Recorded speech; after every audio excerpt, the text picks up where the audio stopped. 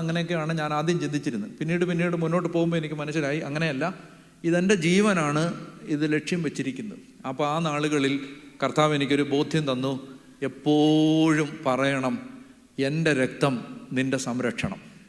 അതുകൊണ്ട് ഞാൻ എപ്പോഴും ആവർത്തിച്ച് എൻ്റെ ജീവിതത്തിൽ എല്ലാ ദിവസവും പറയുന്ന വാചകങ്ങളിലൊന്നാണ്, your blood is my protection, your blood is my protection. നിൻ്റെ രക്തം എൻ്റെ സംരക്ഷണം, നിൻ്റെ രക്തം എൻ്റെ സംരക്ഷണം. ഇത് ഞാൻ എന്നും പറയും. ഒത്തിരി അനുഭവങ്ങൾ അങ്ങനെ ആ മേഖലയിൽ ദൈവം തന്നു. എനിക്ക് കർത്താവ് ഒരു ബോധ്യം തന്നു, മുറിയിൽ നിന്ന് പുറത്തു പോകുമ്പോൾ കുർബാന ചൊല്ലാതെ പോകരുത്.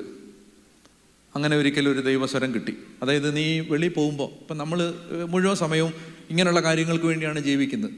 അപ്പോൾ എന്ത് കാര്യത്തിനാണേലും മുറി വിട്ട് പുറത്ത്, അപ്പോൾ അതിപ്പോൾ ഏത് രാത്രിയിലാണ് പോകണമെങ്കിലും കുർബാന ചൊല്ലിയിട്ടേ പോകാവൂ. ഞാൻ ഒരു അലസനായതുകൊണ്ടും ഒരു മടിയനായ